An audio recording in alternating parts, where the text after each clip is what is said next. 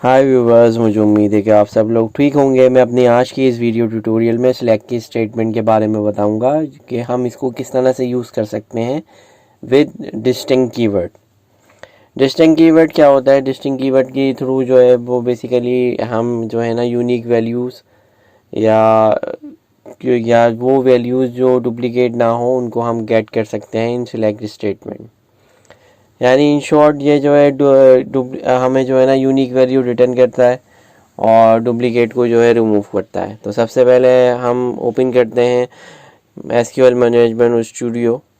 SQL management studio पे जैसे ही हम क्लिक करेंगे तो ये ओपन होगा और हमसे जो है वो सर्वर नेम, लॉगिन और पासवर्ड जो है वो पूछेगा, जिस तरह से हम लास्ट ट्यूटोरियल में देख चुके हैं। ये password, login, server name provide करने के बाद जो है ऑब्जेक्ट एक्सप्लोरर भी ओपन हो जाता है। उसके बाद जो है हम न्यू क्वेरी पे जो है वो क्लिक करेंगे। न्यू क्वेरी की जो विंडो है वो ओपन हो जाएगी।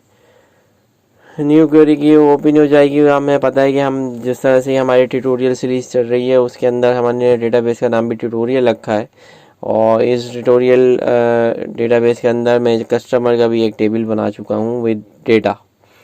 तो अब मैं क्या कर रहा हूँ कि सिलेक्ट स्टैटिक फ्रॉम कस्टमर, ताकि मुझे पता चल जाए कि इसमें क्या क्या कॉलम्स हैं और उसमें जो है क्या क्या डेटा जो है मौजूद है। अगर हम कंट्री के डेटा पे फोकस करें तो हम देखेंगे कि हम इसके अंदर जो है काफ़ी डुप्लीकेट कंट्रीज़ हैं, क्योंकि एक कस्टमर जो है वो डिफरेंट कंट्रीज से बिलोंग करते हैं। तो अब हम देखेंगे कि टोटल रिकॉर्ड जो है 91 है और यहाँ पे अगर सिलेक्ट कंट्री फ्रॉम कस्टमर में करूँगा तो हमारे पास जो है वो 91 ही रिकॉर्ड आएंगे।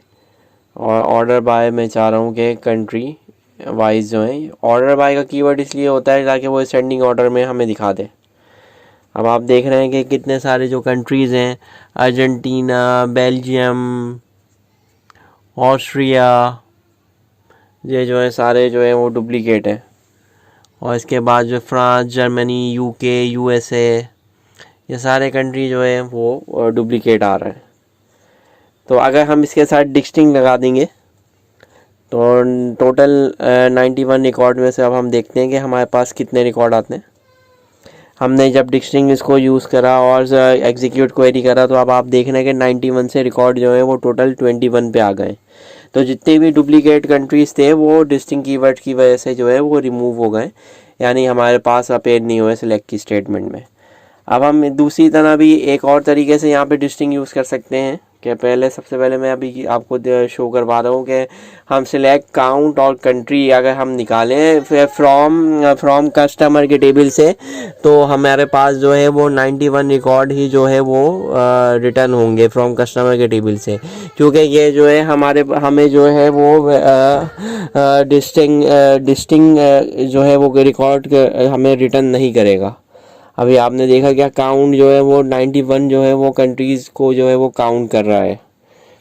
अब अगर हम इसमें काउंट के अंदर जो है वो अगर एक और जो सेम क्वेरी मैंने पेश करी और काउंट के अंदर ही अगर हम डिस्टिंक्ट का कीवर्ड लगा देंगे और इस क्वेरी को हम रन करेंगे तो हम देखेंगे कि हमारे पास जो काउंट है वो 21 जो है वो रिटर्न होगा। तो आपने देखा कि किस तरह से जो है हम वो है डिस्टिंक्ट कीवर्ड जो है यूज़ कर सकते हैं। बाकी इसकी एक डिबेट अलग है कि ये ज़्यादा एफिशिएंट होता है या ग्रुप बाय का कीवर्ड, ग्रुप बाय अगर हम यूज़ करें तो वो ज़्यादा एफिशिएंट होता है। नॉर्मली तो सेम ही उसका एग्जीक्यूशन प्लान होता है, लेकिन इट्स बेटर कि हम अपनी क्वेरी को एग्जीक्यूशन प्लान पहले से ही चेक कर लें, फिर फर्दर इसमें हम डिटेल में हम देखेंगे कभी जब हम जाएंगे तो कौन सा जो है वो ज़्यादा बेहतर रहता है, इसका कंपैरिजन जो है हम डिटेल में देख लेंगे। लेकिन अभी हमारा फोकस जो है वो डिस्टिंक्ट कीवर्ड्स पे है और जिसके साथ हमारा ऑर्डर बाय भी एक यूज़ हुआ है। आई होप कि आपको ये ट्यूटोरियल पसंद आया होगा। मेरे चैनल को सब्सक्राइब करें प्लीज़, मेरी वीडियो को लाइक करें, शेयर करें। अपना बहुत ख्याल रखिएगा। फिर मिलते हैं इंशाल्लाह एक नई वीडियो के साथ, न्यू एसक्यूएल ट्यूटोरियल के साथ। टेक केयर, अल्लाह हाफिज़।